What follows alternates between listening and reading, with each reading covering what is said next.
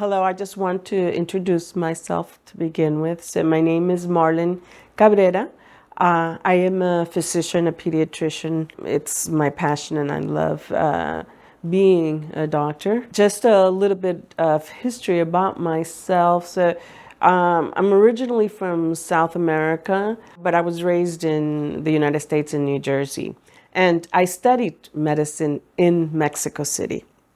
And then I came here. So I'm kind of a little bit from everywhere, which I think has helped me as a person because I have different cultures and different perspectives. But I'm here more to let you know in reference to what I've been through with reference to breast cancer. I initially had breast cancer when I was doing my second year of pediatric residency. That was the first time. I was young. I was 31, and at that time, the thought or the treatment guidelines was that was provided to me was do a lumpectomy, take out that lump, do chemotherapy, radiation therapy, extremely severe, but the treatment worked really well. After about 22 years, I would constantly have to monitor myself, obviously. But after 20 years, actually, the guidelines is that now you can develop breast cancer the same as the regular population, which, as we know, is 1 in 8. After being checked and always coming out negative and negative, after 20 years, I was told this, and at 22 years after my initial breast cancer, which was in remission, I developed again breast cancer. So it was very traumatic at that time because I did have two, and I have two young adolescent boys at that time. They were teenagers, and this was approximately 6.5 years ago. So when I realized that I had the breast cancer, because since I am a doctor, the first time I had breast cancer and the second time I kind of already had an idea of what I had, which is why I sought both times immediate treatment plans. The problem was the first time that I had the breast cancer, it was a very small tumor, and we got it right on time. The second time, even though we got it on time, it was a different type of tumor. It was an inflammatory breast cancer, which was within 1 to 2 weeks, it spread really quickly. I had the good fortune of being able to seek medical care both times because I am a doctor. And for me, that's very important because I know what symptoms you can develop or what signs you can try to look for. And because I am a doctor, that's one of the things one of the reasons I'm doing a testimonial now is because I want people to know that it's important to do checkups and to check yourself in order to be able to respond well to treatments. However, it was a very, this last time, which was like I said, 6.5 years ago, it was an inflammatory breast cancer, which is extremely rapid growing. And so I had to have chemotherapy in order to shrink that tumor prior to having any other treatments. So I was able to get the treatment. I had very high chemotherapy. And the plan was do the chemotherapy. I had it on the right breast. And once the chemotherapy was over, which was 6 cycles, and it was about 6.5 months. Once I finished, then they were going to do bilateral mastectomy. And so the prior to doing the bilateral mastectomy, they needed to do ultrasounds to check both the right and the left, make sure there's nothing of the tumors. And on the left, they saw a small little tumor growing in the left breast. And within a couple of days, it grew more. So once again, they did not do, because I already had finished chemotherapy. So since I was already going for the bilateral mastectomy, we left it at that. So within a couple of weeks after I had the mastectomy, I started to develop back pain, severe back pain, to the point that I was not able to walk. So I went to the hospital, and at that time, so they did many tests, and one of the tests obviously was the CSF in my spine. CT scans, they were not able to do MRIs because I had the bilateral mastectomy with expanders. So they can only do a CT scan. Once they got the CSF back, my doctor immediately came to me and said, what we have here is a leptomeningeal disease. So the initial place was in my spine, but it was in the meninges. And I did have one in my brain, one lesion. But like I said, once he told me this, that it was leptomeningeal disease, the diagnosis and the outcome is very poor. So basically they gave me 2 months to live. Now this was, it will be 6 years in November of this year. So the treatment at that time was very aggressive, my doctor, and I thank him. He's very an awesome neuro-oncologist. Dr. Brenner, I thank him for his quick management of my disease. However, like I said, the outcome was supposed to be very bad. So he treated me with high-dose methotrexate, systemic, and intrathecal, which was directly into my spine. So at the time, there was one clinical trial in Boston for immunotherapy for leptomeningeal and breast cancer, and I went to that within 2 months. But with the methotrexate, my cell count in my CSF had gone down drastically. I still was not walking. I wasn't walking. And so because I have to thank my family and my close friends, and friends that are doctors, and everybody started looking for different options, medical options for my diagnosis and what treatments and how to prolong my life. Now, I have to say this. So, when I was diagnosed with a leptomeningeal disease, my father also had a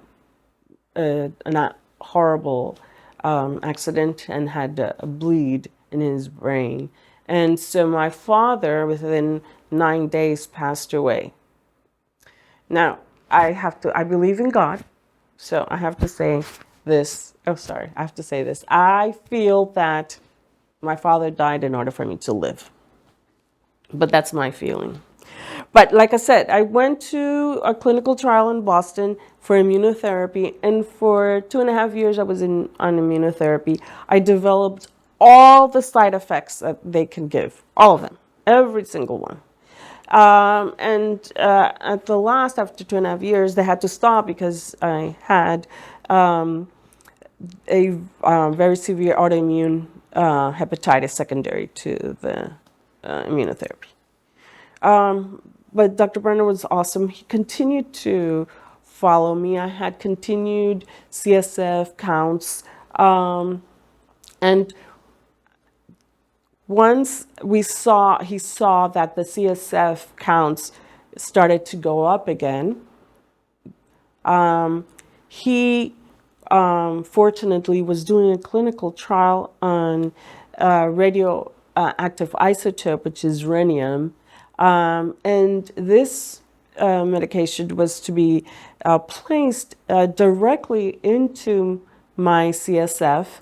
And the clinical trial, the medication or the isotope, radiation isotope, is so that this attacks the cells, the cancer cells, and only the cancer cells, nothing else.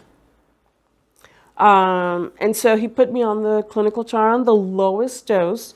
And once he injected me with that, they need to continuously follow the CSF, and he saw that my cell counts immediately dropped for cancer cells, and it was like this for 1 year. Clinically, the side effects were minimal: nausea, vomiting, very mild.